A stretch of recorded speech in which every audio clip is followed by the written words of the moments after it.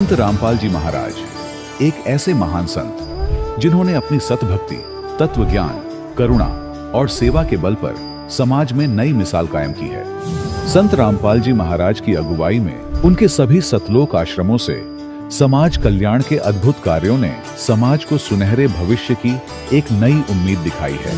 संत रामपाल जी महाराज से नाम दीक्षा लेने के बाद लाखों लोगों की लाइलाज बीमारियां जैसे कैंसर, एड्स आदि ठीक हुई। संत जी के ज्ञान से प्रेरित होकर उनके अनुयायियों ने लाखों यूनिट रक्तदान किया। संत जी ने लाखों बहन बेटियों का दहेज मुक्त विवाह करवाया।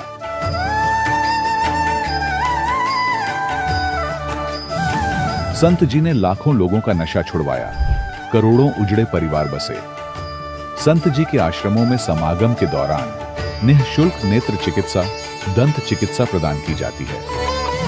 संत रामपाल जी महाराज द्वारा समय समय पर पर्यावरण संरक्षण के उद्देश्य से बड़े स्तर पर वृक्षारोपण किया जाता है। संत जी ने जरूरतमंदों को तत्काल राहत पहुंचाने के लिए एम्बुलेंस सेवा शुरू की। संत जी अपने अनुयायियों को देहदान के लिए प्रेरित करते हैं, जिससे मानवता की सेवा और चिकित्सा क्षेत्र में सुधार हो सके। संत रामपाल जी महाराज के सभी आश्रमों में हर रोज निःशुल्क भंडारा आयोजित किया जाता है, जहां हर वर्ग, हर जाति और हर धर्म के लोग एक साथ बैठकर भोजन करते हैं।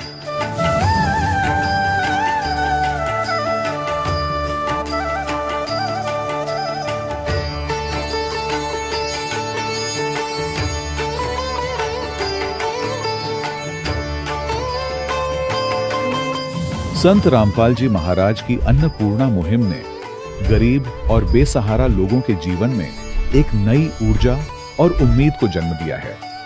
घर घर खाद्य सामग्री और जरूरी मदद पहुंचाकर संत रामपाल जी महाराज ने लोगों को दुख और मजबूरी से लड़ने की ताकत प्रदान की है।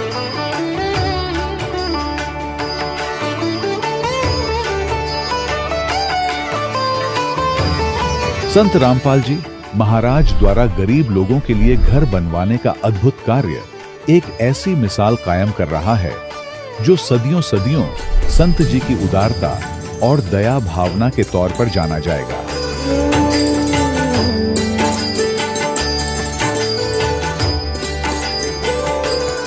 संत रामपाल जी महाराज के आश्रम में हजारों बुजुर्गों को सम्मान और प्यार के साथ जीवन जीने का अवसर मिलता है। उनके खाने, रहने और स्वास्थ्य की पूरी जिम्मेदारी संत रामपाल जी महाराज उठाते हैं। अनाथ बच्चों के लिए संत रामपाल जी महाराज के सभी आश्रम किसी वरदान से कम नहीं। यहाँ उन्हें शिक्षा, संस्कार और भविष्य के लिए बेहतर अवसर प्रदान किए जाते हैं। चाहे बाढ़ हो, भूकंप या महामारी, संत रामपाल जी महाराज और उनके अनुयायी हमेशा ही जरूरतमंदों के लिए सबसे आगे खड़े रहते हैं। कोविड महामारी के दौरान संत रामपाल जी महाराज के आश्रमों से करोड़ों लोगों के लिए भोजन, दवाइयां और जीवन रक्षक सामग्रियां उपलब्ध कराई गई। चाहे गरीब की मदद हो या किसी शोषित और पीड़ित वर्ग के हक और सम्मान की लड़ाई, संत रामपाल जी महाराज ने हमेशा ही उनकी दबी आवाज को सरकारों तक पहुंचाया है और उन्हें उचित न्याय दिलवाने में अहम भूमिका अदा की है। समाज में आध्यात्मिक और सामाजिक मूल्यों के प्रति जागरूकता लाने में संत रामपाल जी महाराज हर कदम पर मानवता के सच्चे सेवक साबित हुए हैं। संत रामपाल जी महाराज का जीवन हमें सिखाता है कि सच्ची सेवा वही है जो निस्वार्थ भाव से की जाए। आइए हम भी इस महान सेवा के कार्य में इस महान संत से जुड़ें और संत रामपाल जी महाराज से नाम दीक्षा लेकर अपने जीवन को धन्य बनाएं।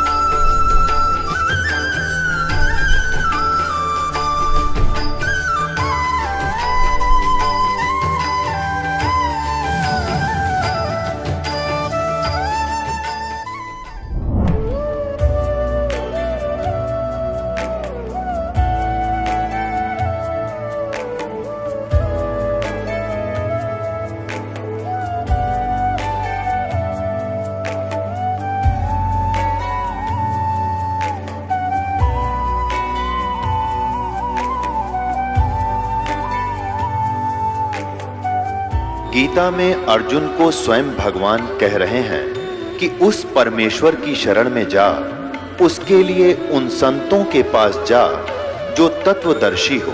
इसी प्रकार हजरत मोहम्मद को उनका अल्लाह कह रहा है कि कोई और पूर्ण परमात्मा है, उसको पाने के लिए उन तत्वदर्शी संत की तलाश कर।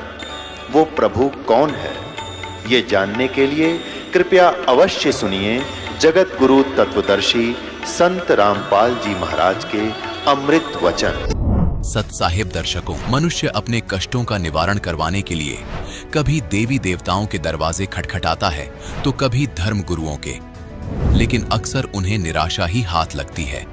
ऐसी ही कहानी है रूमित कुमार साहू जी की, जो भिलाई छत्तीसगढ़ के रहने वाले हैं।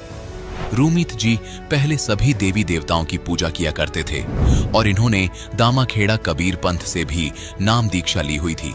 लेकिन दर्शकों, इनके जीवन में ऐसा क्या हुआ कि इन्होंने एक कबीर पंथी संत को त्याग कर दूसरे कबीर पंथी संत की शरण ग्रहण की, यानी संत रामपाल जी महाराज से नाम दीक्षा ले ली।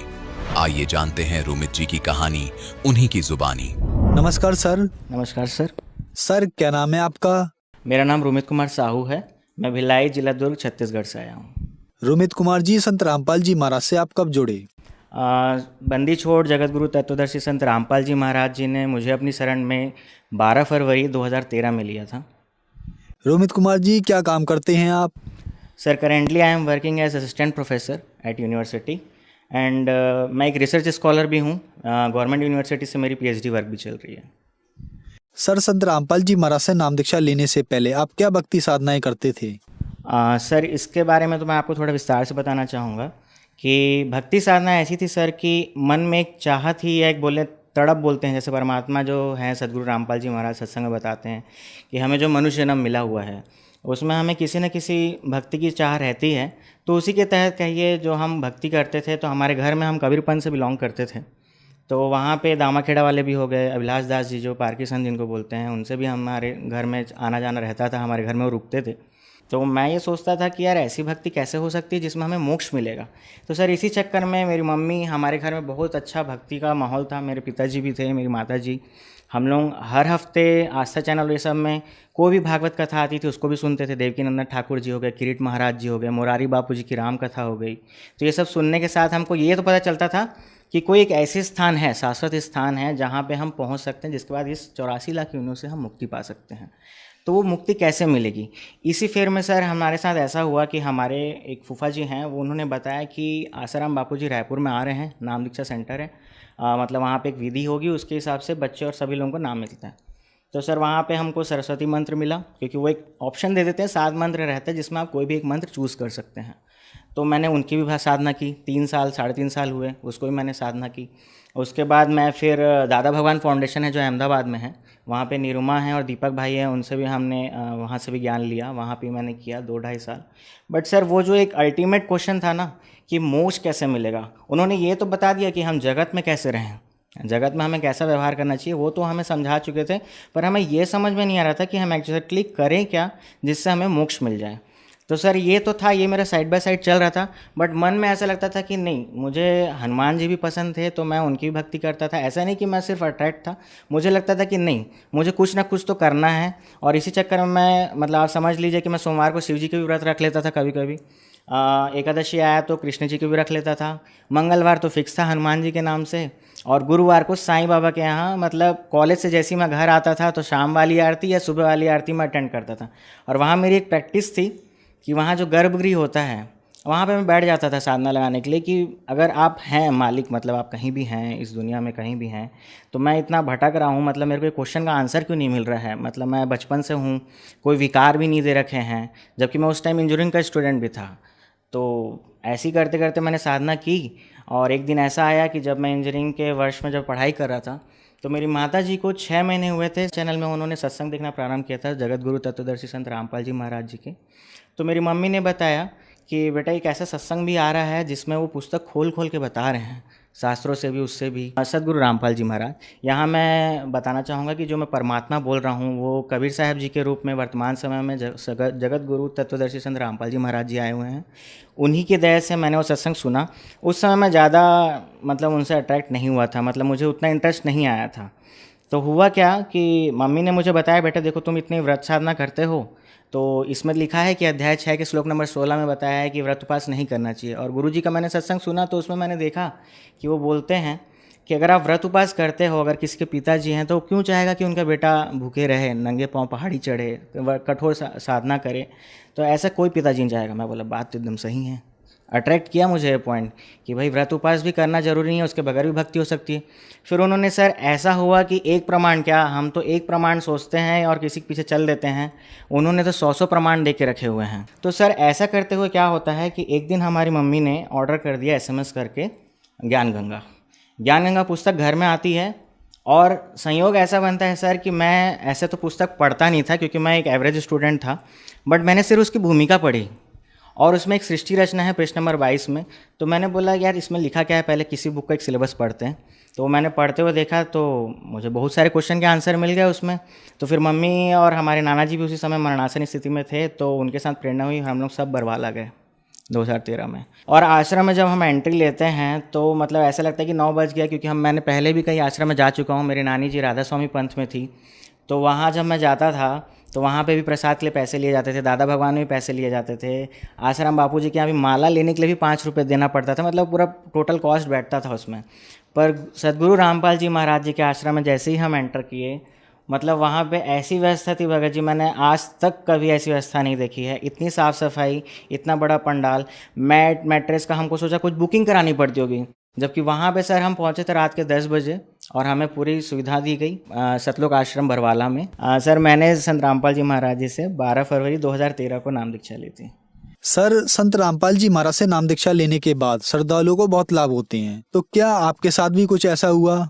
हाँ सर, लाभ तो बहुत हुए हैं। परमात्मा तो ऐसे हैं सर कि पल पल लाभ मिलते हैं। मैं इंजीनियरिंग में पढ़ाई कर रहा था, बहुत सारे हमारे सीनियर थे उस समय, ऐसे बोलते तो नहीं हैं पर उन लोग क्या है ऑफ़र करते हैं कि आप ड्रिंक करिए, ये करिए, स्मोक करिए, जवानी के दिन हैं तो ये सब करिए। सर मैं आपको रियल फैक्ट बता रहा हूँ, पहले से भी परमात्मा ने मेरे को ऐसा कुछ, मतलब जो पहले भी मैं करता था तो मेरे को नशा विकार नहीं थे। तो सर ये लाभ तो मेरे को पहला लाभ हुआ कि मैं किसी विकार में नहीं धंसा उस समय, मालिक की दया से, अर्थात सदगुरु संत रामपाल जी महाराज जी की दया से। उसके बाद ऐसा हुआ सर कि मैं एवरेज स्टूडेंट था, मैंने सोचा था खाली BE कंप्लीट कर लूँगा, फिर कोई भी छोटी मोटी जॉब करके अपने घर में रहूँगा और काम करते रहूँगा। पर मालिक की दया ऐसी प्रेरणा हुई कि उसके बाद मुझे लगा कि अब गवर्नमेंट एग्ज़ाम की तैयारी मैं कर ही रहा था, साथ ही साथ PG डिप्लोमा भी किया कंप्यूटर एप्लीकेशन में। वहाँ भी सर मैं कॉलेज में सेकंड आया, मतलब पूरे कॉलेज में जितने स्टूडेंट थे मैं सेकंड आया। तो ये मेरे लिए एकदम किसी आश्चर्य से कम नहीं था। कहाँ मैं एकदम एवरेज 65% वाला स्टूडेंट और कहाँ मैं अचानक से 75 के आसपास आके खड़ा हो गया हूँ, कॉलेज में टॉप करने लग जा रहा हूँ। तो मुझे ऐसा लगा कि ये सब खेल तो सिर्फ परमात्मा सदगुरु रामपाल जी महाराज ही कर सकते हैं। तो सर मेरा ऐसा था कि मैंने MBA का एग्ज़ाम जस्ट यूं ही दे दिया था, सिर्फ परमात्मा को याद करके, परमात्मा को मुझे MBA करना तो है, कैसे भी करके करवा दो कहीं भी अच्छे से एडमिशन।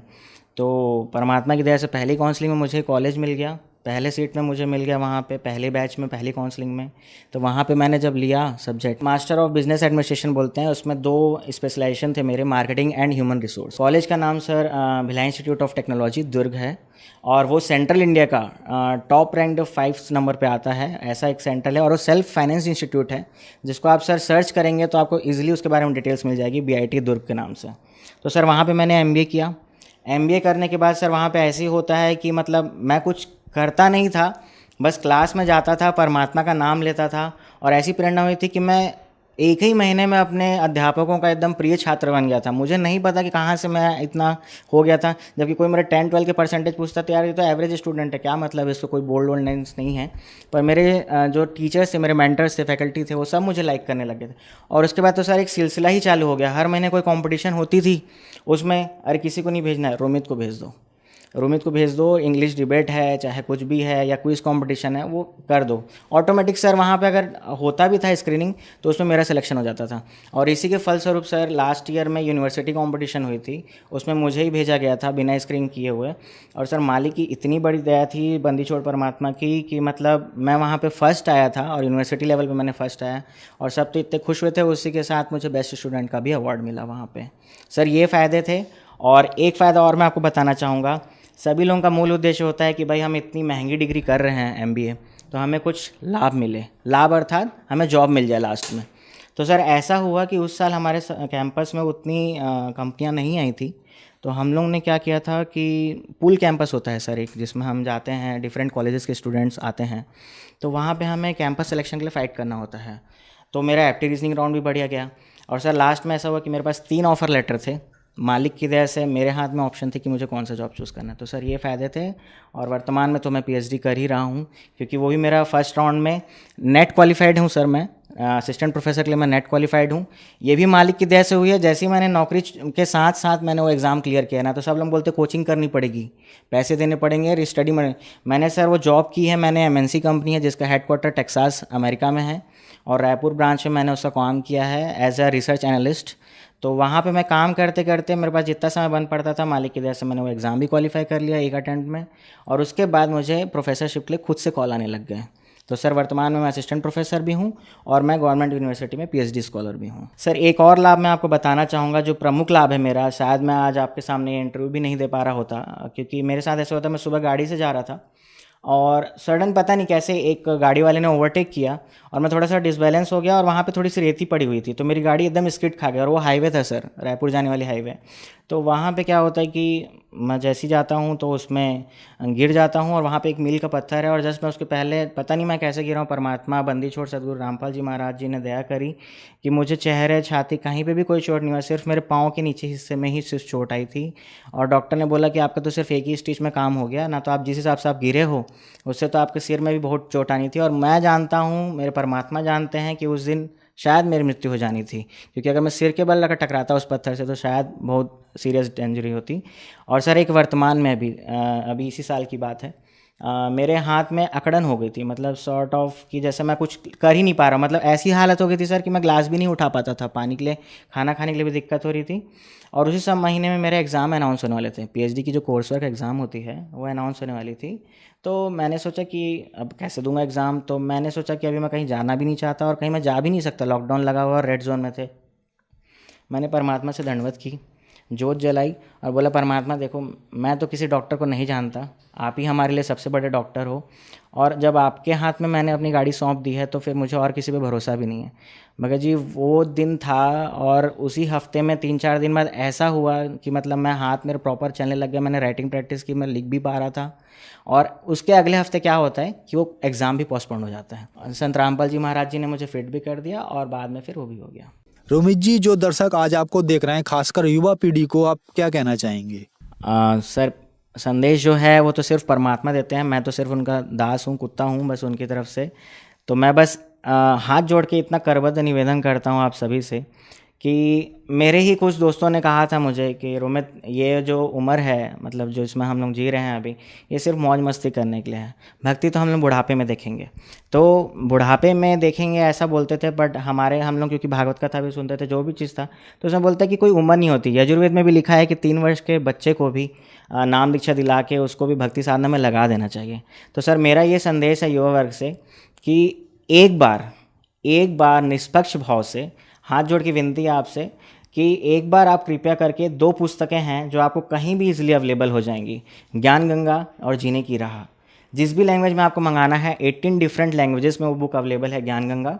जीने की राह आपको हिंदी और इंग्लिश में मिल जाएगी और वो आप इजीली डाउनलोड कर सकते हैं। जगत गुरु संत रामपाल जी महाराज, आप जैसे गूगल में टाइप करेंगे आपको उनकी वेबसाइट दिखेगी फर्स्ट में, आप उसमें जाके विजिट करके डाउनलोड सेक्शन में डाउनलोड भी कर सकते हैं।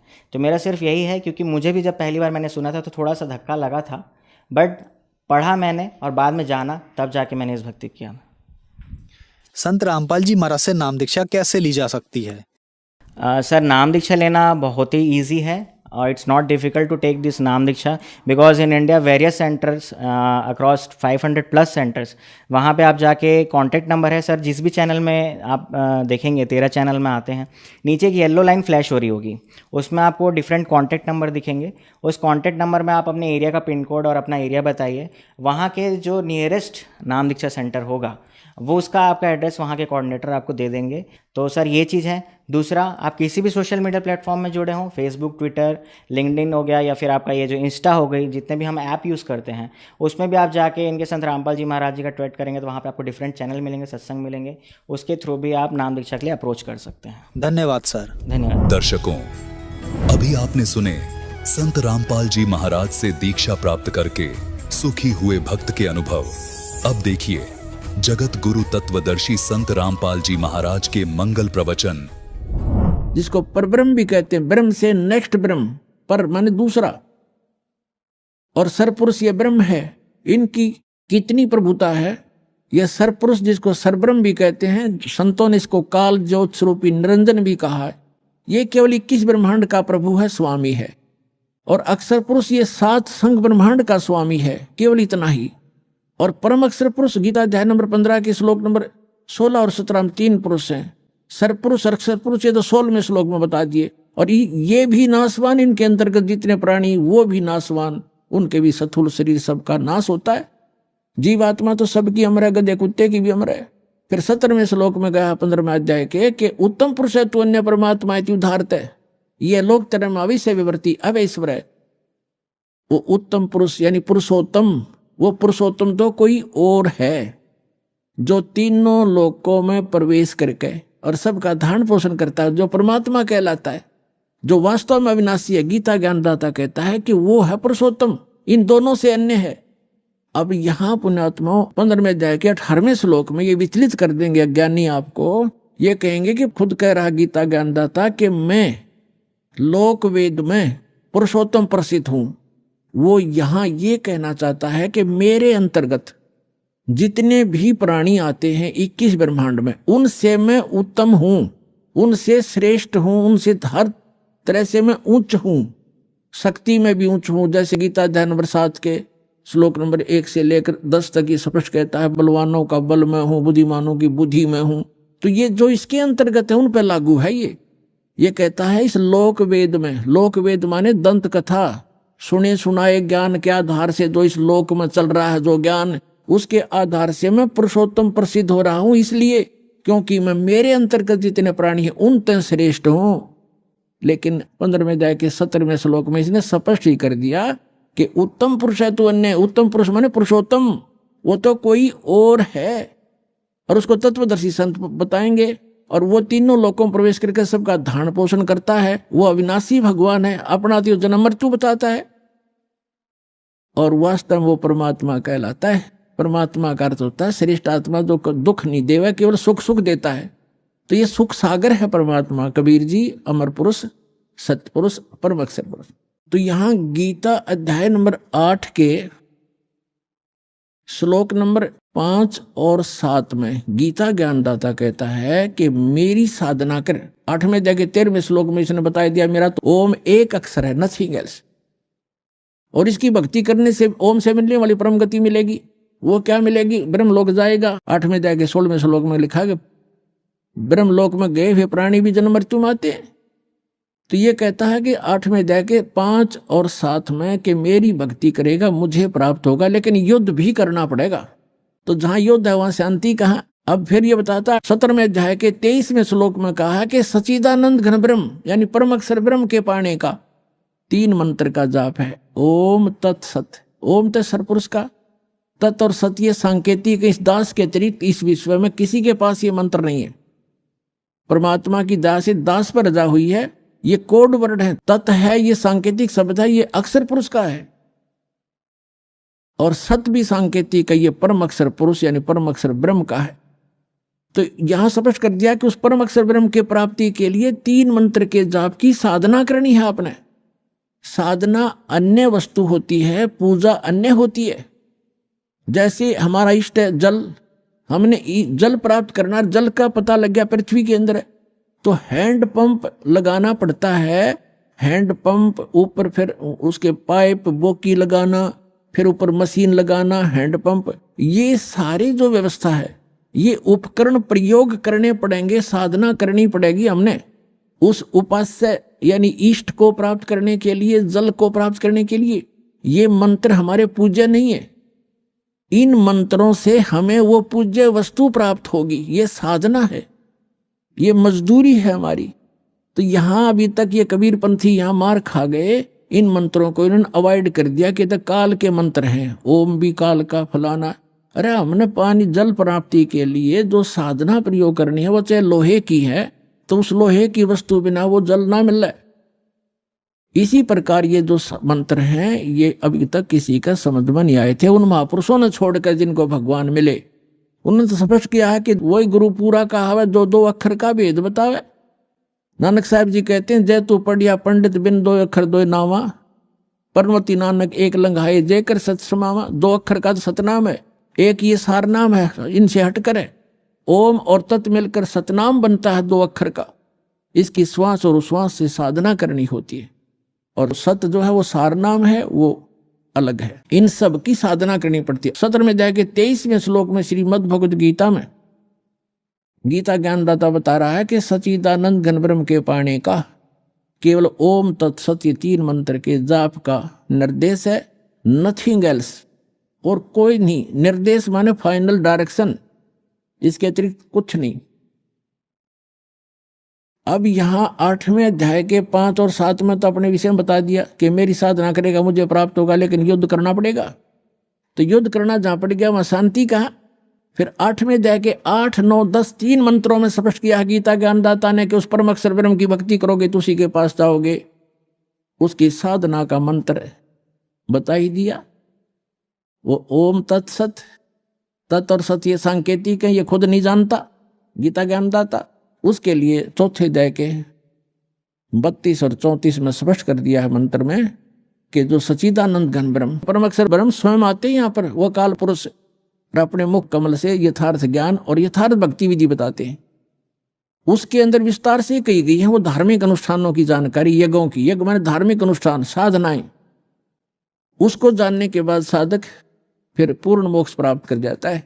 उसके लिए तत्वदर्शी संतों के पास जाने के लिए गीता ज्ञानदाता कहता है। इसे सिद्ध है कि गीता ज्ञानदाता न तो तत्व ज्ञान से परिचित, और तत्व ज्ञान गीता ज्ञानदाता से अन्य है, और वो तत्वदर्शी संत भी अन्य है।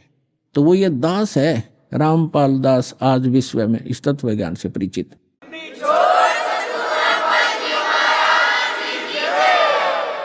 अब जो प्रसंग चल रहा है कि श्रीमद् भगवद गीता अध्याय नंबर 18 अंतिम अध्याय है, और 61 से 66 तक ये निर्णायक ज्ञान है। आगे तो कुछ और बातें हैं, वो भक्ति से संबंधित नहीं है। 18वें अध्याय के 61 और 62 में कर दिया कि वो परमात्मा समर्थ है, वो सभी को कर्म अनुसार वही चलाता है, जैसे जिसके कर्म है उसके अनुसार से वो कार्य करता रहता है। और उस परमेश्वर की शरण में जाने से ही परम शांति को प्राप्त होगा, सनातन परम धाम में चला जाएगा, जहां जाने के बाद साधक फिर लौटकर कभी संसार में नहीं आते। फिर क्या बता 18वें अध्याय के 63वें श्लोक में कहा है गीता ज्ञानदाता ने कि अर्जुन, ये गीता रूपी ज्ञान ये एक बहुत गुप्त से गुप्त ज्ञान है जो आज मैंने तेरे से कह दिया। अब तेरी मर्जी, तेरी इच्छा है, जैसा चाहे वैसा कर। मेरी शरण में रहना है तो युद्ध कर, उठा हथियार, और उसकी शरण में जाना है तो उसके लिए तत्वदर्शी संत की खोज कर ले। ये गुप्त से गुप्त ज्ञान मैंने तुझे बता दिया। 18वें अध्याय के 64वें श्लोक में गीता ज्ञानदाता तुरंत कहता है कि एक गुप्त से गुप्त ज्ञान और बताऊं, फिर सुन कि जिस 18वें अध्याय के 62वें श्लोक में जिस परमेश्वर की शरण में जाने को मैं तुझे कह रहा हूं, वो मेरा भी इष्ट देव है, वो मेरा भी पूज्य है। ये और गुप्त से गुप्त भेद बता दिया। अब 18वें अध्याय के 63वें श्लोक में स्पष्ट कर ही दिया कि ये गीता रूपी ज्ञान अति गुप्त से गुप्त मैंने तुझे बता दिया। और कहता है एक और गोपनीय से भी गोपनीय बताता हूं 18वें अध्याय के 64वें श्लोक में कि यही मेरा भी पूज्य देव है, इष्ट देव है। इष्ट में असी दृढ़म, ये पक्कम पक्का, नो डाउट। फिर 18वें अध्याय के 65वें श्लोक में कहा कि अर्जुन, यदि मेरी शरण में रहना है तो मैं पक्का वायदा करता हूं, मेरा सिमरण कर, मुझे नमस्कार कर, मुझे प्राप्त होगा। 18वें अध्याय के 66वें श्लोक में फिर फैसला दे दिया कि यदि तूने मेरी शरण में रहना है, तो पहले बता चुका हूं, उसकी शरण में जाना है तो सर्वधर्मान परित्यज्य माम एकम शरणम व्रज। यहां इन अनाड़ी अज्ञानियों ने व्रज का अर्थ आना किया है, जबकि व्रज का अर्थ जाना होता है। अब ये क्या कहते हैं कि अर्जुन, सर्वधर्मान परित्यज्य माम, मेरे सतर की सभी पूजाओं को छोड़कर मेरी शरण में आ जा। अरे भले आदमियों, दूसरे अध्याय के 7वें श्लोक में ये अर्जुन कहता है कि मैं आपकी शरण में हूं, आपका शिष्य हूं, मेरी बुद्धि काम करना बंद कर गई है, जो मेरे हित में हो आप मुझे राय दें। तो श्री कृष्ण जी की शरण में अर्जुन तो पहले ही था। अब ये कहो कि सर्वधर्मान परित्यज्य माम एकम शरणम व्रज, व्रज का अर्थ जाना होता, आना नहीं। जैसे इंग्लिश वर्ड गो है, गो का अर्थ कम नहीं हो सकता, आना नहीं हो सकता। कहीं सेंटेंस से उसकी कितनी बनाए जाओ, फलाना व्याकरण बनती है, फलाना बनती है, फलानी धातु बनती है, अटपट मारते हैं, मूर्ख बनाते हैं, इनको ज्ञान नहीं है। तो इसमें कहा कि सर्वधर्मान परित्यज्य माम, मेरे सतर की सभी धार्मिक पूजाएं मुझे दे दे, छोड़ दे। परित्यज्य कौन कौन सी हैं? ओम नाम का जाप है, जैसे ओम तत्सत, ये 3 मंत्र का जाप है, आपको दिया जाता है जिनको कंप्लीट कोर्स प्राप्त हो गया है। तो ओम जो मंत्र है ये ब्रह्म की साधना है, इसके सतर की धार्मिक कमाई है, हम इसको दे देंगे। पहले हम इसको ब्रह्मलोक में जाकर नष्ट करते थे, देवता बन जाते थे, अपना धन नाश करके फिर गधा बन जाते थे। तो अब हमें ज्ञान हो गया, हम इसका कोई प्रतिफल नहीं लेंगे, अपनी पूंजी नाश नहीं करेंगे। हमारे ऊपर इसका ऋण है, क्योंकि ये पृथ्वी इसने तप करके प्राप्त कर रखी है और हम इसमें बेमतलब आ गए। अब इसने हमें मजदूर बना लिया कि यहाँ कमाओ और खाओ और मेरा टैक्स दो, हमें मजदूर बना रखा, बंधक। तो अब परमात्मा आए हैं हमें छुड़वाने के लिए, विधि बताई कि इसका टैक्स दो, मैं तुम्हारा अकाउंट कराऊंगा और ये मजदूरी करो, इससे पीछा छुड़ाओ, चलो सतलोक में जहां से तुम आए हो, जहां कभी दुख नहीं होता।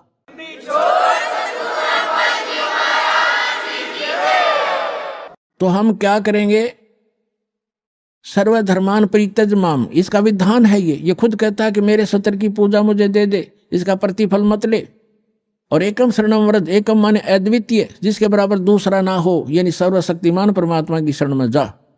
व्रज माने जाना होता, आना नहीं होता।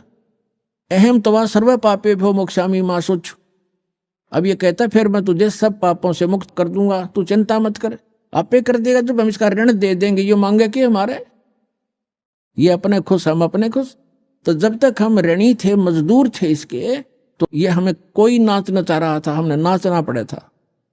तो इस प्रकार हम जब यहां से चलेंगे, जैसे आपको प्रथम मंत्र दिया जाता है, वो यहाँ की संसारिक सुविधाएं, टैक्स, जैसे आपने बिजली कनेक्शन ले रखा है, टेलीफोन कनेक्शन ले रखा है, और पानी कनेक्शन ले रखा है, गैस कनेक्शन ले रखा है, या किसी से बैंक लोन ले रखा है, तो उसको वापस देते रहोगे, टैक्स किराया उनका जो चार्ज है, तो आपको सुविधा प्राप्त होंगी। तो जब तक आपने संसार में रहना, यहाँ की जो सुविधा तुम्हें चाहिए वो प्रथम मंत्र से मिलेंगी, उनके बीच के 5 नामों से। और फर्स्ट एंड लास्ट जो मंत्र है, ये आपकी भक्ति में, सतलोक जाने की भक्ति में अलग से कमाई साथ जुड़ती है। अब ये जो मंत्र है आपके, पहला मंत्र आपको यहाँ कंठ कमल तक बरी कर देगा। जब आप यहाँ से चलोगे तो सबसे पहले आत्मा मूल कमल में जाएगी, वहां गणेश जी का कमल है, उनका ऑफिस है, वहां से अपना अकाउंट क्लियर कराएगा। फिर आएगा ब्रह्मा जी के लोक में स्वाद चक्र में, उसके बाद विष्णु जी के लोक में नाभि चक्र में, फिर शिव जी के लोक में हृदय चक्र में, फिर देवी के लोक में कंठ चक्र में, फिर ये त्रिकुटी में पहुंचेगा। और ये नकली राधा स्वामी वाले, धन धन सतगुरु वाले नो के साडे गुरु जी तब सीधा नाम बताते हैं, असी तो सीधे त्रिकुटी में जाते हैं। खाक त्रिकुटी में जाते हो? त्रिकुटी को बरवाले का बस स्टैंड है, पैदल चला जा तो पहुंच गया, साइकिल ठा लिया तो पहुंच गया। त्रिकुटी में जाने के लिए अंगा लगेगा। तब त्रिकुटी में जब हम जाएंगे तो उसमें ये 3 मंत्र के जाप हैं, ओम तत्सत। ओम का अकाउंट हम त्रिकुटी पर देंगे इसको, वहां परमात्मा मिलेंगे इस दास के रूप में आपको, जो यहाँ सच साधना और सच्ची लगन दास के अंदर एज ए गॉड होगी।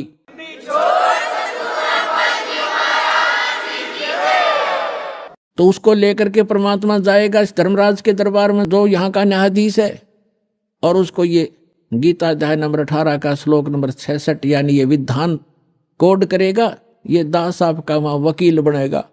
कबीर साहब कहते हैं, कर लो गुरु वकील मुकदमा भारी है, ये कर लो गुरु वकील मुकदमा भारी है। यानी गुरु का रोल यहां से लेकर लास्ट तक चलेगा, करेगा भगवान लेकिन निमित्त दास रहेगा। 18वें अध्याय की 66 में संविधान की धारा वहां रखी जाएगी कि सर्वधर्मान परित्यज माम एकम शरणम व्रज, ये पकड़ो तुम्हारा विधान है। और ये सारी ओम सतर की जो पूजा अपनी ये पकड़ो, इनकी अकाउंट क्लियर करो। इससे हम 11वां द्वार पार कर जाएंगे। 11वां द्वार पार करके हम प्रवेश करेंगे जब वहां अक्षर पुरुष का लोक आएगा। 7 संग ब्रह्मांड है, उससे पार होने का जो हमने किराया देना है, वहां से उसका साधन हमें मिलेगा और उसके प्रतिफल में हम इस तत्व मंत्र की कमाई उसको देंगे। वो हमें 12वें द्वार में जा छोड़ेगा। 12वां द्वार पार करके हम सतलोक चले जाएंगे। वहां जाकर फिर कभी लोग लौट कर संसार में नहीं आएंगे। बोलो सतगुरुदेव।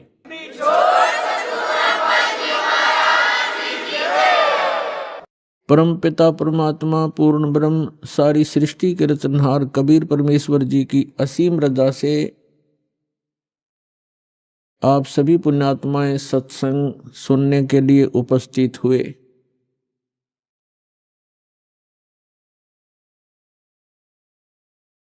सत्संग में आने से जीव को पता चलता है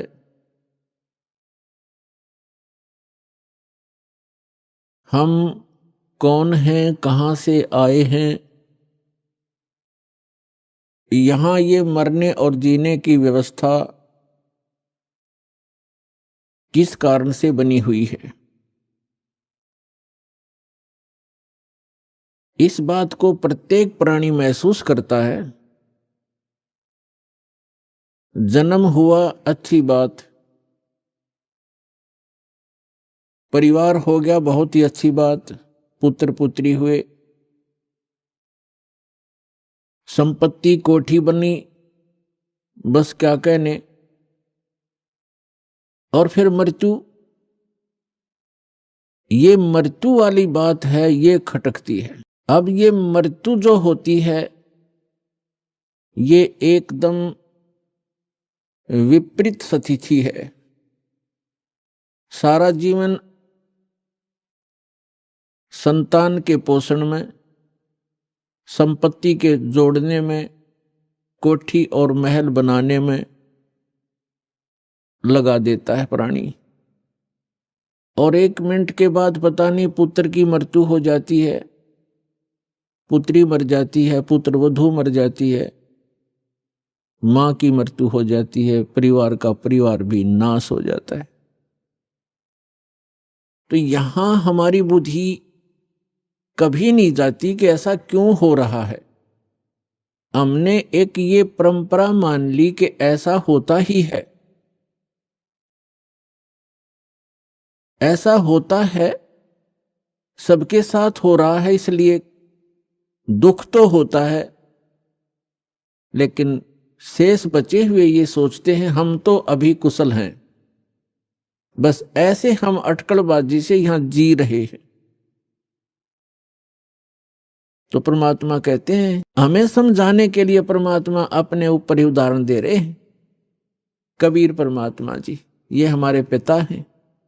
साथी हमारे चले गए, हम भी चालन हारे, कोई कागज में बाकी रह रही, ताते लगी है वार। कोई कागज में बाकी है, कोई श्वास शेष हैं आपके, इसलिए देर लगी हुई है आपको। और जो चले गए संसार छोड़कर, उनके भी, उनकी आशाएं, उनके इरादे, उनकी सोच यही थी कि अभी मृत्यु नहीं होगी। फिर परमात्मा याद दिलाते हैं, स्वयं आकर के कबीर भगवान यथार्थ ज्ञान, यथार्थ भक्ति विधि अपने द्वारा रची हुई सृष्टि को ही भी वो खुद ही ठीक ठीक बताते हैं। और हम कहाँ थे ये हमें नहीं मालूम हो सकता, चाहे कितनी बात बनावें। ये तो रचनहार ही बता सकता है कि आप यहाँ क्यों दुखी हो रहे हो, ये मरने जीने की व्यवस्था कौन सी अच्छी है। इस बात को सभी मानते हैं कि अच्छी नहीं है। इसलिए परमात्मा हमें जगाना चाहते हैं, यथार्थ ज्ञान हमारे हृदय में उतारना चाहते हैं, पहले ये बता करके कि जिस व्यवस्था में आप व्यवस्थित हैं और जिन क्रियाओं में आप तत्पर हैं, यदि आप परमात्मा की साधना भक्ति नहीं करते हो, मोक्ष प्राप्ति का प्रयत्न नहीं कर रहे हो, तो ये क्रियाएं तो पशु पक्षी भी कर रहे हैं। तो मानव शरीर की क्या आवश्यकता थी, जिसमें परमात्मा ने अच्छी सोच दी है, बुद्धि दी है, और समय पर गर्मी सर्दी प्राकृतिक आपदाओं से बचने की व्यवस्था भी हम कर सकते हैं। जैसे गर्मी से बचने के लिए कोई झोंपड़ी महल मकान बना सकते हैं, इतनी बुद्धि भगवान ने दी है। समय पर आहार करने के लिए हम पूर्व संग्रह कर लेते हैं, अन्न इकट्ठा कर लेते हैं, और गर्मी सर्दी से बचने के लिए भी हम कोई झोंपड़ी महल बना लेते हैं। इसका उद्देश्य क्या है? इसका उद्देश्य ये है, इन सब सुविधाओं को परमात्मा ने इसलिए दिया है कि आप प्राकृतिक आपदाओं से डिस्टर्ब ना हो सकें और भक्ति करते रहें। जैसे परमात्मा की प्राप्ति में ये आत्मा उसी समय से व्याकुल है जिस समय से ये उस परम पिता के उस सुखमय सथल से, उस सतलोक से, अमरलोक से बिछुड़ कर आई है, उस परम पिता से दूर हुई है। उसी दिन से इसको आभास हो गया है कि जो सुख मैं छोड़ के आया हूं वो यहां नहीं है। उसकी खोज में फिर ये अपनी अटकलबाजी से, जीव सोच से सोचने लगता है, प्रयत्न करता है। जैसे कोई निर्धन है, वो सोचता है कि धनवान सुखी होंगे, धन में सुख होगा। और धनी व्यक्ति को स्वप्न में भी सुख नहीं होता। उन आत्माओं, निर्धन को तो ये बात जचे नहीं कि धनवान सुखी नहीं, लेकिन किसी धनवान यानी मायाधारी से मिलकर देखना, उसके ऊपर कितनी समस्याओं का पहाड़ होगा, आप सोच भी नहीं सकते। जहां माया है वहां शीतलता नहीं हो सकती। जहां भट्ठी अग्नि की तप रही हो वहां शीतलता नहीं हो सकती। ये माया अग्नि की भट्ठी है, इसके निकट बैठकर प्राणी कभी भी शीतलता महसूस नहीं कर सकता। धनी व्यक्ति सोचते हैं कि राजा लोग सुखी होंगे। राजा को सुख स्वप्न में भी नहीं होता। आपको ऐसा लगता है जैसे इसके आगे पीछे बड़ी सेना चलती है, बड़े बड़े अधिकारी सलूट लगा रहे होते हैं, ये महासुखी होगा, कारों में चलते हैं। सपने में भी सुख नहीं है इनको, क्योंकि हमने सुख का पता ही नहीं जो सुख होता है। राजा लोग समझते हैं कि ऊपर के ये देवता लोग सुखी होंगे स्वर्ग आदि में।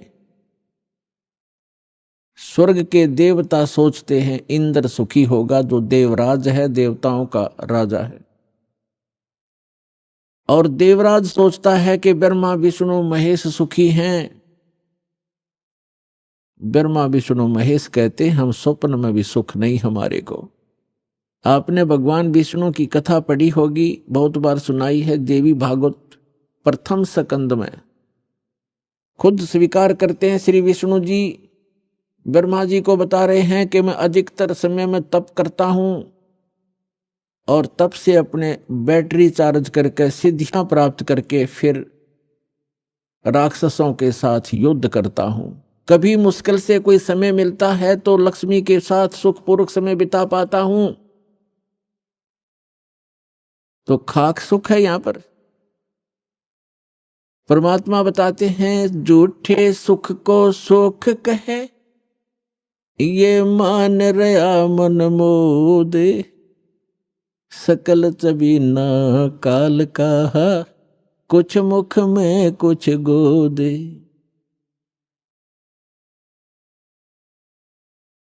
इस झूठे सुख को सुख कहे, ये मान रहा मनमोद। कौन से झूठे सुख को? एक व्यक्ति बता रहा था कि मेरे एक कन्या ने जन्म लिया, जन्म से उस कन्या के गुदा स्थान नहीं था। इसको देखकर मेरे ऊपर पहाड़ टूट गया समस्या का, महा दुखी हो गया मैं। डॉक्टर के यहां लेकर गया मेडिकल में। जिस वार्ड में मेरी बेटी को भर्ती किया उसमें ऐसे 3-4 केस और थे। तब मुझे कुछ राहत मिली कि मेरे जैसे और भी दुखी हैं। बताओ इससे क्या लाभ मिला उसको? अपना मन में मान लिया कि चलो और भी दुखी हैं तो मैं भी दुखी हूं, कोई बात नहीं। क्या वो दुख हल्का हो गया? क्या गुदा स्थान बन गया बेटी का? तो पुण्यात्माओं, इसे गंदे लोक में रह रहे हम। यहां सुख नाम की चीज नहीं है। हम एक दूसरे को दुखी देखकर उससे हल्का दुख हो या उसके बराबर हो, हम अपने राहत मान लेते हैं। यहां कोई विकल्प नहीं है। जैसे एक व्यक्ति के 3 पुत्र थे, एक पुत्र की मृत्यु होगी, बहुत दुखी, बुरी तरह रो रहे हैं, आहार भी नहीं कर रहे हैं। शोक व्यक्त करने वाले व्यक्तियों में एक ऐसा व्यक्ति उपस्थित था जिसका एक ही पुत्र था, वही मृत्यु को प्राप्त हो चुका था।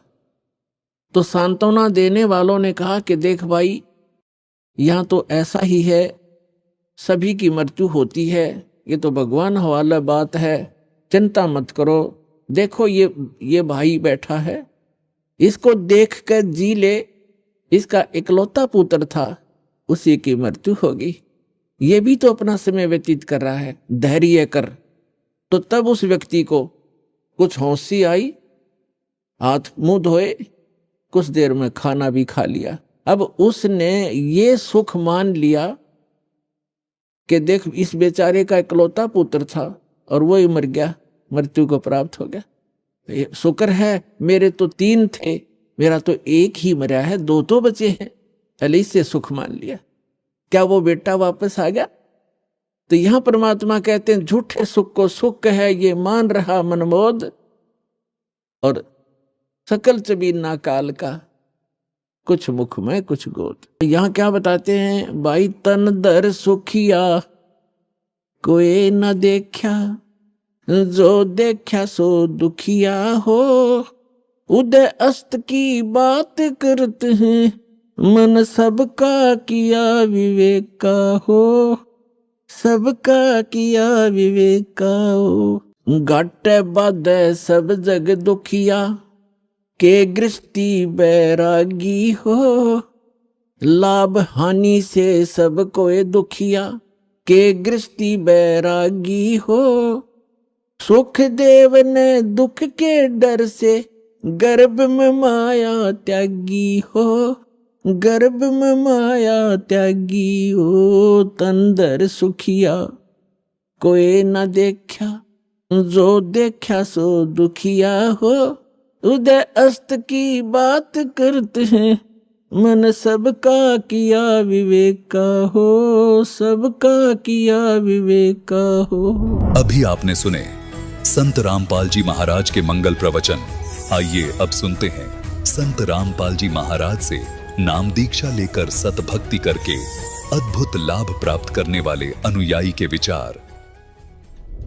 दर्शकों, हिंदू समाज में देवी दुर्गा जी को आदिशक्ति और सर्व सुखद देवी के रूप में पूजा जाता है। कहा जाता है कि यदि कोई देवी दुर्गा जी की पूजा कर ले और उनसे अर्चना करे तो वह माता कभी किसी को खाली हाथ जाने नहीं देती। लेकिन दर्शकों, आज बदरपुर दिल्ली की रहने वाली सुंदर देवी जी का अनुभव सुनने के बाद आपकी धारणा बिल्कुल बदल जाएगी, क्योंकि सुंदर देवी जी 32 सालों से देवी दुर्गा जी की पूजा कर रही थीं। लेकिन फिर भी इन्हें अपने जीवन में कोई राहत नहीं मिल रही थी, ये मानसिक शारीरिक रूप से पीड़ित थी और दैविक शक्तियों से भी परेशान थी। दर्शकों, सुंदर देवी जी का कहना है कि मेरी जिंदगी तब बदली जब मुझे संत रामपाल जी महाराज की शरण मिली। आइए जानते हैं कि आखिर क्यों सुंदर देवी जी ने अपनी पारंपरिक भक्ति साधनाओं को त्याग कर संत रामपाल जी महाराज की शरण ग्रहण की। सुनते हैं सुंदर देवी जी की कहानी उन्हीं की जुबानी। नमस्कार जी। सत साई जी सर। क्या नाम है बहन जी आपका? मेरा सुंदर देवी नाम है। बहन जी आप कहाँ से आए हैं? मैं दिल्ली बदरपुर से आई हूँ। बहन जी संत रामपाल जी महाराज से नाम दीक्षा आपने कब ली? 2010 में। संत रामपाल जी महाराज से नाम दीक्षा लेने से पहले क्या आप कोई भक्ति साधना भी करते थे? हाँ जी, हिंदू धर्म होने के कारण सभी देवी देवताओं की पूजा करते थे और देवी को मैं इष्ट मानती थी। बहन जी आपने बताया कि आप हिंदू धर्म में होने के कारण देवी देवताओं की पूजा करते थे और देवी को अपना इष्ट मानते थे, तो इन सब भक्ति साधनाओं से क्या आपको कोई लाभ भी प्राप्त हुए? नहीं सर जी, मुझे कोई भी लाभ प्राप्त नहीं हुए। मैं बहुत दुखी रहती थी इन पूजा को करते करते। इतनी दुखी थी कि बहुत ही ज़्यादा। मैं शरीर से भी दुखी, मानसिक से भी, आर्थिक सब चीज़ से दुखी हो गई थी। देवी ने मुझे बिल्कुल पागल कर दिया था। कहते हैं लोग देवी देवी, लेकिन देवी की पूजा करते करते मैं बिल्कुल पागल हो गई थी। जैसे देवी मुझे आदेश करती थी मैं वैसे ही काम करने लगती थी। मुझे कहती थी तो कूड़ा चुग ले, मैं कूड़ा चुग लेती थी। इतनी मतलब दुखी हो गई थी मैं, बहुत ही दुखी हो गई थी उनसे। 32 साल तक मैंने बहुत परेशानी उठाई है देवी के चक्कर में। और मेरे जो है शरीर में सारे में सब में दर्द रहता था कि जहाँ भी कहीं मैं कीर्तन में या घर में गीत भी गाने लगते थे देवी के, जब भी मैं खेलने लगती थी, लेकिन सब जगह झाड़ फूंक श्यानन को भक्तन को सबको दिखाया, पर कहीं से भी मुझे कहीं से भी कोई लाभ नहीं हुआ। मैं बहुत ही शरीर से दुखी हो चुकी थी और ऐसा लगता था कि बस जिंदगी रहे ना, इससे तो आत्महत्या कर लूँ। इतनी परेशान हो गई थी मैं इसके देवी के चक्कर में, लेकिन कहीं से भी मुझे कोई सुख आराम नहीं मिला। और मेरे बच्चों को भी, जब मेरे बच्चे हुए तो दो बच्चों को, लड़का लड़की थी, उनको दोनों को दौरे पड़ने लगे और वो इतने बड़े बड़े होने का पर भी वे जो है दौरे पड़ते थे और कहीं भी गिर जाते थे। अब मैं खुद भी परेशान और मेरे बच्चे भी परेशान। मैं कहाँ कैसे कैसे उठाऊँ। वो जवान भी हो गए तब भी उनकी हालत ऐसी ही रही। उन्हें कहीं से भी, इतने सारे मैंने अस्पतालों में, दिल्ली के कैलाश, अपोलो और सफदरजंग मेडिकल, बत्रा हॉस्पिटल, सब में मैंने उसका इलाज कराया, पर कहीं से भी मेरे बच्चों को कहीं से भी कोई आराम नहीं है। उनके दौरे बंद नहीं हुए और ऐसे ही पड़ते रहे। मैं दवाई करती रही लेकिन उन्हें कोई भी आराम नहीं हुआ। मेरे बच्चे भी बहुत दुखी रहे और मैं भी बहुत दुखी रही। और मुझे जो है 15 साल तक उसी दौरान देवी की इतनी भक्ति करती थी और भक्ति करते करते भी मुझे टीबी की बीमारी हो गई। चार बार मैंने टीबी का इलाज करवाया, 2-3 साल का कोर्स करा, लेकिन फिर भी मुझे उनसे भी कोई आराम नहीं हुआ। बहन जी आपने बताया कि आप देवी दुर्गा की पूजा करती थी, उनको अपना इष्ट मानती थी और उनकी भक्ति से आपको कोई लाभ नहीं हुए, बल्कि परेशानियां ही परेशानियां रहीं। आपका पूरा जीवन दुख में बीता और आपने 32 साल तक दुख उठाए। आपको टीबी की बीमारी हो गई, 15 साल तक आपको टीबी की दवाई खानी पड़ी, लेकिन उससे आपको कोई राहत नहीं मिली। इसके अलावा आपके दोनों बच्चों को मिर्गी के दौरे पड़ने लगे और आपने अपना मानसिक संतुलन खो दिया। तो फिर संत रामपाल जी महाराज के बारे में जानकारी आपको कहाँ से मिली? सर जी मेरे दामाद हैं सर जी, उन्होंने मुझको जो है एक सीढ़ी दी कि मम्मी आप इस सीढ़ी को देखो। तो तब तो मैंने वो सीढ़ी देखी नहीं, उन्होंने लगा के भी दिखाई तो मैंने उनसे मना कर दिया, नहीं मैं तो सब गुरुजी ऐसे ही हैं, मेरा तो इन सब से जो है बिल्कुल विश्वास उठ चुका है और मेरा कहीं भी मन नहीं करता किसी भी कुछ देखने के लिए। फिर मैं 3-4 महीने तक जो है चुप रही, ये मेरे से समझाते रहे पर मुझे समझ में नहीं आया। फिर मैंने खुद परमात्मा की, भगवान की पता नहीं मेरे पे ऐसी रजा हुई, मैंने इनके कमरे पे जाके खुद ही मैंने कहा कि तुम अपने सत्संग में कब जाओगे, मुझे अपने सत्संग में लेकर चलो, मैं बहुत दुखी हो चुकी हूँ। तो फिर इन्होंने कहा कि ठीक है सर जी। फिर मैं संत रामपाल जी महाराज के आश्रम में गई, मैंने वहाँ से नाम दीक्षा ली। बहन जी हम संत रामपाल जी महाराज के अनुयायियों से मिलते हैं तो उनको संत रामपाल जी महाराज से नाम दीक्षा लेने के बाद आध्यात्मिक, भौतिक, मानसिक और शारीरिक लाभ जरूर होते हैं। तो क्या संत रामपाल जी महाराज से नाम दीक्षा लेने के बाद आपको भी कोई ऐसे लाभ प्राप्त हुए? हाँ जी सर जी, हुई है। मुझे सबसे पहला लाभ तो ये हुआ कि जो मुझे देवी जो मेरे सिर आती थी, वो जो उससे मैं बहुत परेशान थी, बहुत दुखी थी। और जब मैं उनसे नाम ले लिया संत रामपाल जी महाराज जी से, तो मैं बिल्कुल ठीक हो गई उसी दिन से ही। जब जिस दिन से मैंने नाम लिया उस दिन से ही मुझे नहीं पता लगा वो कहाँ चली गई कहाँ नहीं, कुछ नहीं रही मेरे शरीर। मेरा शरीर ऐसा हो गया जैसे फूल हो गया हो, नहीं तो मेरे शरीर पे इतना बोझ रखा रहा हर वक्त, जैसे कितना मन बोझ रखा है। और उसके बाद मैं बिल्कुल जो है ठीक हो गई जब से मैंने संत रामपाल जी महाराज जी की से नाम दीक्षा ली। दूसरा लाभ भगत जी ये था कि मेरे जो है बच्चों को जो है मिर्गी के दौरे पड़ने लगे थे, 2 बच्चों को, और वे बड़े बच्चे जवान होते गए पर दौरे बंद नहीं हुए। मैंने जो है बड़े बड़े अस्पतालों में, अपोलो में जैसे दिल्ली में है, और सफदरजंग है दिल्ली में, मेडिकल है, और बत्रा हॉस्पिटल दिल्ली में है, प्राइवेट हॉस्पिटल, उनमें सब में इलाज कराया। एक नवड्डे के अंदर है कैलाश हॉस्पिटल, वहाँ भी इलाज कराया, पर सर जी कहीं से भी मेरे बच्चों को आराम नहीं हुआ। लेकिन जब से संत रामपाल जी महाराज जी की नाम दीक्षा ली है तब से उनके भी दौरे बंद हो गए। भगत जी तीसरा लाभ मुझे ये था कि मेरे जो है टीबी हो गई थी, और टीबी का इलाज मैंने 15 साल तक करवाया, लेकिन भगत जी मुझे कुछ भी आराम नहीं हुआ। टीबी की दवाई खाते खाते ही मेरे जो है डॉक्टर ने कह दिया कि तुम्हारे जो है पसली में गांठ बन गई है पस की। फिर मैंने इसका इलाज करवाया और उसमें डॉक्टर ने बोल दिया इसका तो मतलब इमरजेंसी ऑपरेशन होएगा। तो मैं उस ऑपरेशन को करवाना नहीं चाहती थी, लेकिन डॉक्टर ने लिख दिया आज इन्हें एडमिट कर दो और आज इनका ऑपरेशन करना है कल ही।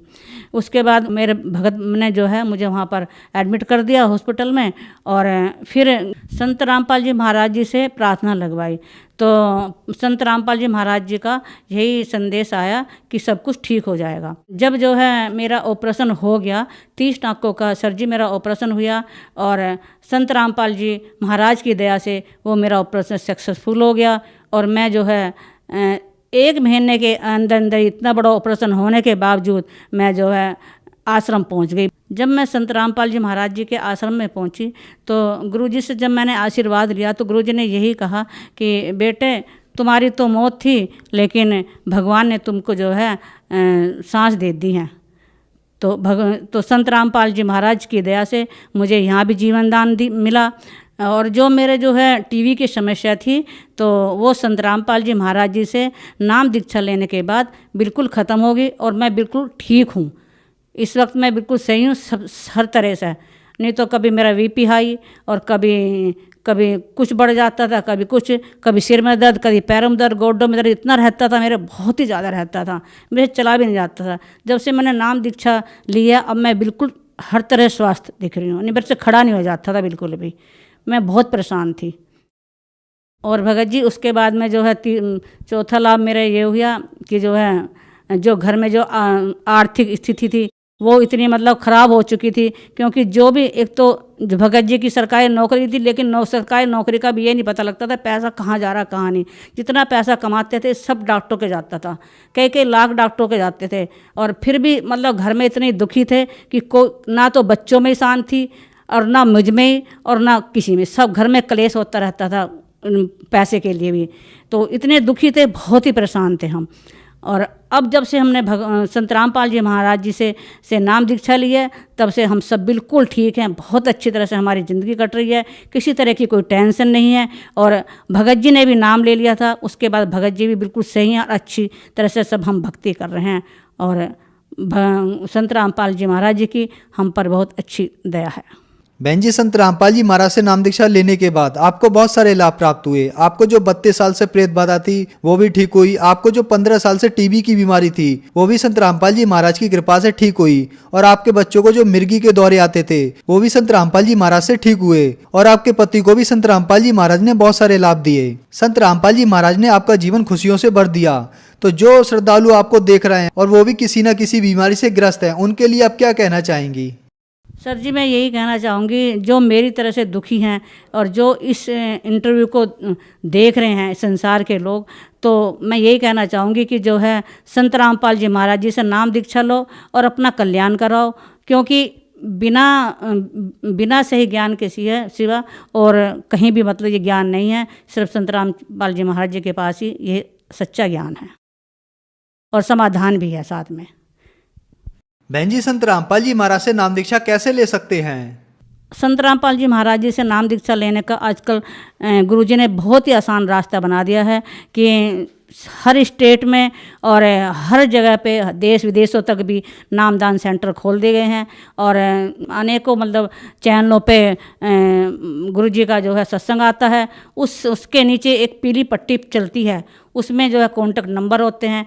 जिस किसी को भी ये नामदान दीक्षा लेनी हो तो उनसे कॉन्टेक्ट करो और तुमको जो है आसपास का सेंटर बता दिया जाएगा और संत रामपाल जी महाराज जी से नाम दीक्षा ले सकते हो और नाम दीक्षा लेकर अपना कल्याण करवा सकते हो। धन्यवाद बहन जी। सत साई।